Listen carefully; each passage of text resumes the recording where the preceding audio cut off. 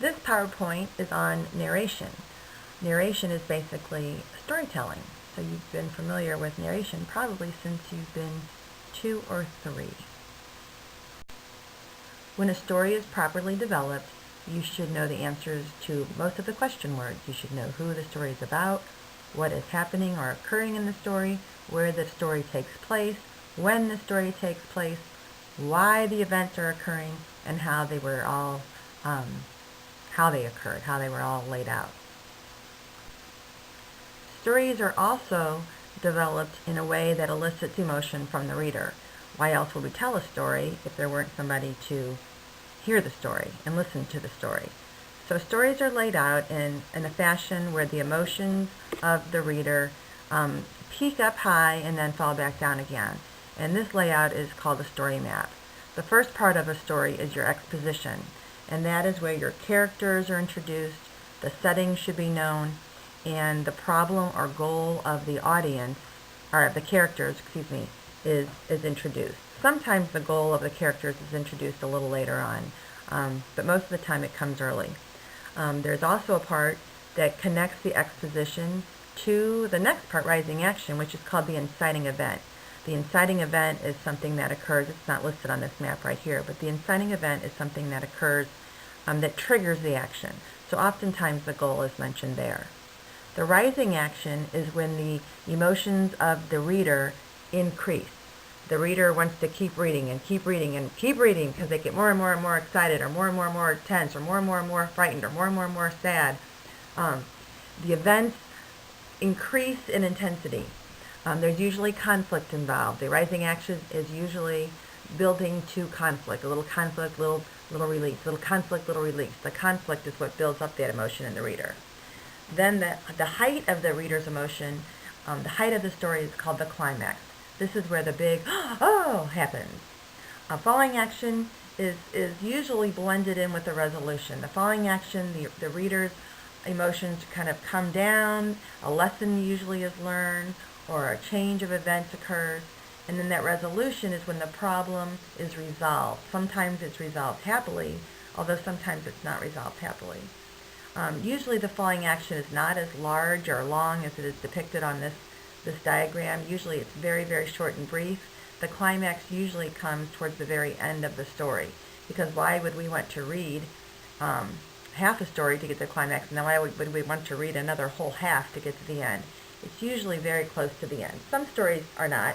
For example, Dracula is one where it occurs basically in the middle of the story, but most of them are. When you're telling a story, a narration asks the reader to follow a series of actions. So they're usually in a chronological order or time-based order. Description should be used, which we just talked about in the earlier unit, to help the reader follow along and visualize what's going on. Because we're using that description, narration should have more show, the visuals going on, the imagery, than tell. You don't want to tell the reader that the character was sad. You want to show them what they did that let you know they were sad. And of course you need to know your audience and your purpose. Your audience, if you're telling a story to a 4-year-old, is obviously much different than if you're telling a story to a 55-year-old politician. So you have to use your description and your vocabulary with that audience in mind.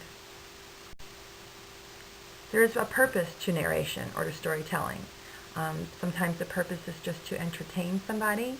Sometimes it's to persuade. Sometimes it is to report. Sometimes it is to respond to an event. Sometimes it is to summarize an occurrence, or sometimes it is to explain. Oftentimes we think of narration or storytelling as to simply entertain, but it isn't always.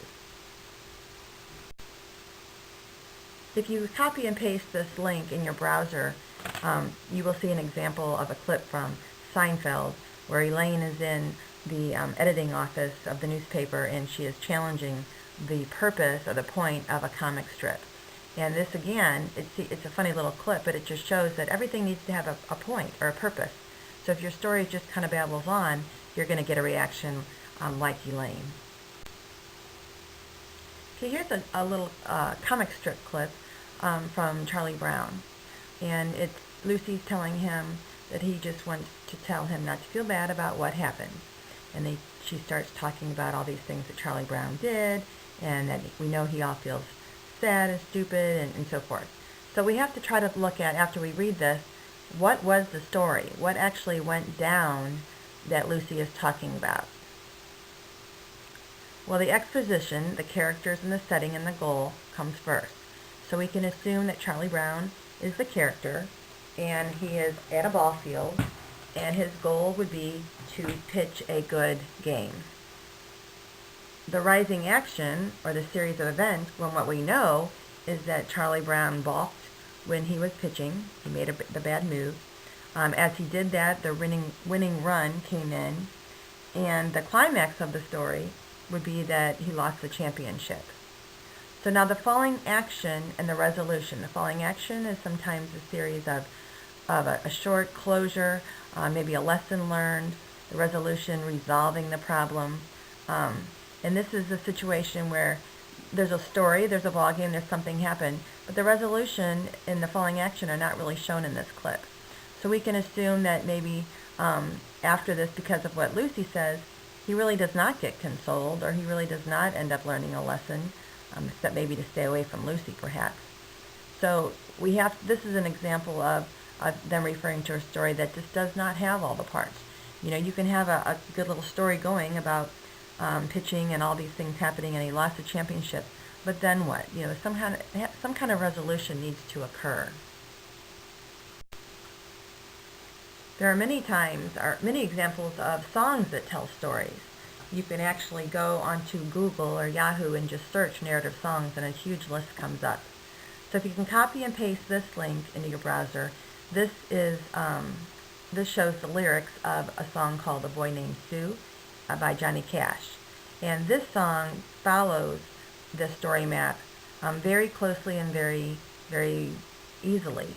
It starts off, the exposition is about a boy and his dad, and takes place in modern times that the song was written, I suppose, would be the setting.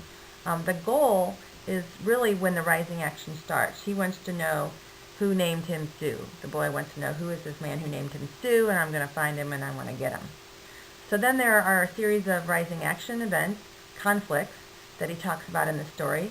He talks about being bullied, the girls giggling, the boys laughing. Because of all this, he grew up mean, he roamed around, he wanted to fight, and he finally met his dad in a bar, which would come right at the top of the rising action, but not quite the climax. The climax is he's identified his dad as the one who named him Sue, and they're going to fight. So after they have this big fight, the resolution, or the falling action, is when this lesson is learned.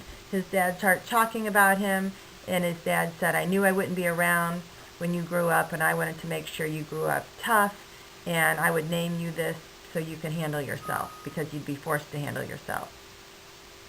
The resolution, then, he even goes, Johnny Cash talks about in the song how he had a different point of view.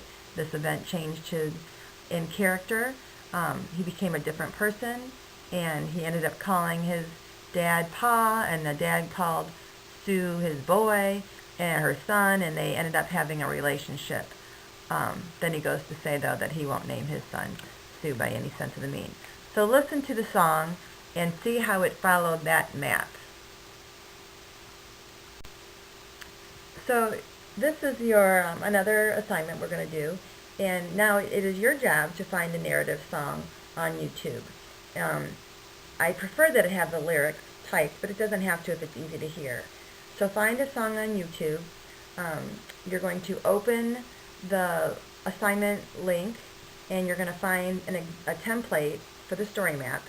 You're going to post the www of the YouTube so I can find the song that you chose, and you're going to put that on the page, and then you're going to fill in the parts of the story map in the template. So you're going to tell me what parts of the song are in the exposition, the events and the rising action, the climax, the falling action, and the resolution. You can write them out in descriptive form, like you can write like a paragraph talking about the rising action, or you can list different events that occurred. You can do that any way you want. Same with the falling action and resolution. Sometimes they kind of go together, so you can write it out paragraph form, or you can just kind of list it out whatever works best with your song.